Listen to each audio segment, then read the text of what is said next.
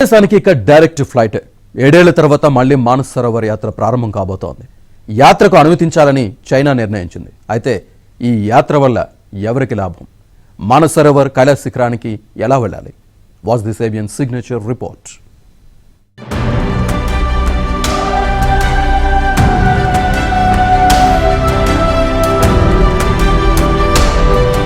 పవిత్ర కైలాస మానస సరోవర్ యాత్రకు line clear అయింది.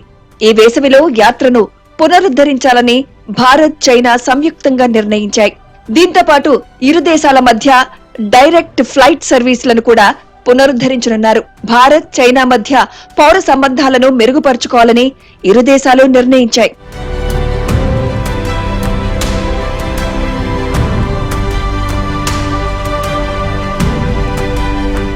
ఘర్షణల నేపథ్యంలో కోవిడ్ వల్ల 2020లో మానస సరోవర్ యాత్రను నిలిపివేశారు. కోవిడ్ తర్వాత గాల్వన్ లో ఘర్షణలు రావడంతో దీన్ని పునరుద్ధరించలేదు.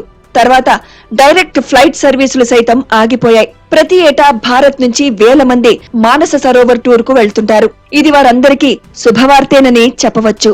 భారత్, చైనా మధ్య దౌత్య సంబంధాలు ప్రారంభమై 75 ఏళ్లు గడిచింది. ఈ సందర్భంగా రెండు దేశాల ప్రజల మధ్య ఒకరిపై ఒకరికి విశ్వాసం కలిగేలా, అవేర్నెస్ పెరిగేలా చర్యలు తీసుకోవాల్సిన అవసరం ఉందని భారత విదేశాంగ శాఖ తెలిపింది. ఈ సందర్భాన్ని గుర్తు చేసుకోవడం కోసం వివిధ కార్యక్రమాలు నిర్వహించనున్నట్లు వెల్లడించింది. గత అక్టోబర్లో కజకిస్తాన్ లో జరిగిన బ్రిక్స్ శిఖరాగ్ర సదస్సులో మన ప్రధాని మోదీ, చైనా అధ్యక్షుడు జిన్పింగ్ సమావేశమయ్యారు. సరిహద్దుల్లో శాంతి పునరుద్ధరించేందుకు అవసరమైన చర్యలు తీసుకోవాలని నిర్ణయించారు.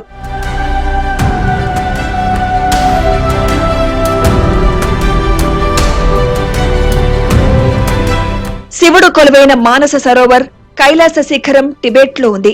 టిబెట్ ఇప్పుడు చైనాలో అంతర్భాగం. హిమాలయాల్లోని ఈ కైలాస శిఖరం హిందూ, సట్లైజ్, బ్రహ్మపుత్ర లాంటి అనేక నదులకు పుట్టినిల్లు. హిందూ, బౌద్ధ, జైన, బోన్ మతాలలో కైలాస మానస సరోవరానికి ప్రత్యేక స్థానం ఉంది. కైలాస శిఖరాన్ని శివుని శాశ్వత నివాసంగా భావిస్తారు. బౌద్ధ విశ్వాసాలను పరిశీలిస్తే కైలాస మానస సరోవరం బుద్ధ డెమ్చోక్ నివాస, జైన మత తొలి తీర్థంకరుడు రిషబ్ దేవ్ నివాసం కూడా ఇదే. టిబెట్ కు చెందిన బోన్ మతం కైలాస మానస సరోవర్ ను పవిత్ర ప్రదేశంగా పరిగణిస్తుంది.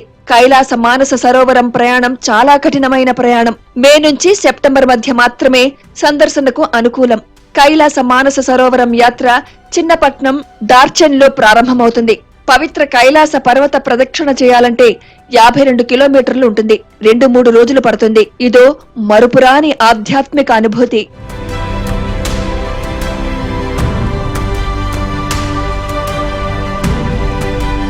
కైలాస మానస సరోవర్ సందర్శనకు ప్రత్యేక అనుమతి తీసుకోవాలి.